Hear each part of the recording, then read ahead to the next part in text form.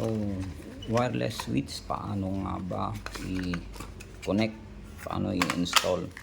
So, meron sa yung module dito para sa, diba, meron pa siyang sticker. So, ilalagay mo doon para may dikit doon sa paglalagyan mo. O kaya pwede rin naman sa loob ng utility box ito. Tapos ito naman, pwedeng idikit sa pader. Lagay mo lang dito. Yan. Tapos dikit mo na kung saan mo gusto. Tapos ito, ang pag-wiring, simple lang din naman. Ayan. So, 4 na wire lang kailangan mo. Subukan natin i-wiring para malaman natin kung gumagana. So, yan. Ayun, malabo yata sa video. So, ito. Lagyan natin yung line neutral dyan. Pagka line to line yung linya ninyo, ay disregard nyo na lang yung line neutral na nakalagay dyan, yung line to line. Pero pagka line to neutral, yung linya ninyo sa inyong lugar, sundin nyo yung line to neutral. So ito, ingat lang tayo guys sa mga ganitong gawain kasi na we are dealing sa mga hindi nakikitang mga energy. Ayun. So tanggal pa, nasobrahan sa pag-ikot. So yun, iipit ko lang doon, tapos ipit. Ito yung kanyang input. Yun, siguraduhin natin walang nakalabas ng wire, kung hindi sabog. So ito yung kanyang input. Ito yan, tapos ito yung load. So lalagyan natin, ito na lang yung gamitin natin ilaw. So 220 volts naman ito.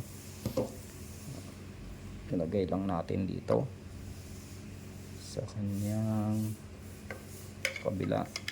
So 4 lang na wire dyan. So, hindi yan mahirap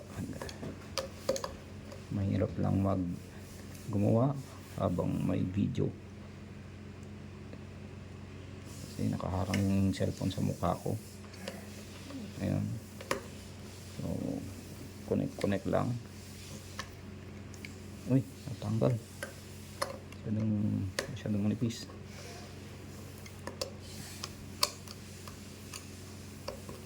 Yun. Kailangan lang natin na ipitin yung yan.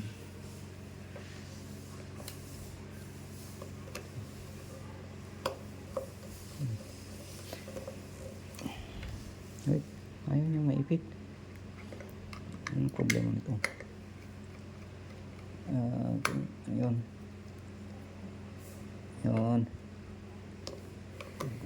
Hindi sumasama.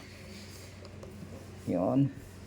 So ito naman, kailangan lang pala itulak pababa kasi minsan nakataas na yung clamp nya sa ilalim. So yun, tapos hatakin natin ang bahagya kung may naglulos, ayusin. Yan, katulad nito naglulos konti, so kailangan nating ayusin.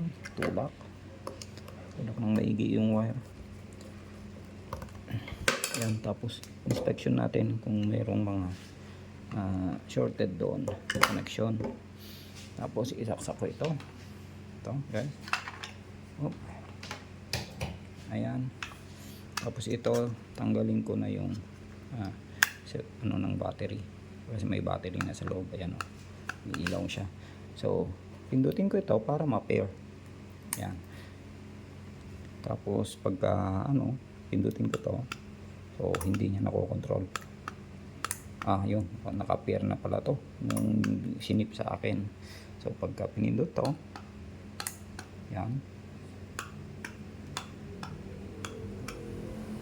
ayaw kumana.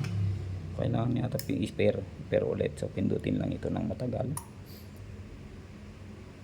Tapos pagka nagbi-blink na yung doon, so pindutin na ito. So pindutin ito. Tapos pagka namamatay na yung blink niya doon. So pag pindutin natin to, okay na. So yun, kailangan lang i-pair ng yun. Dito lang pala dapat pindutin sa baba. Yun. So ayan. On, off. On. Off.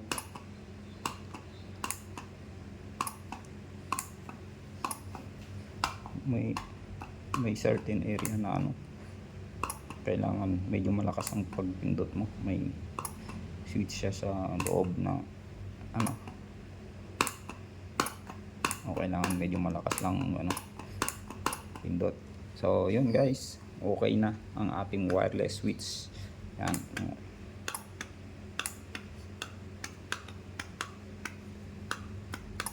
Yan.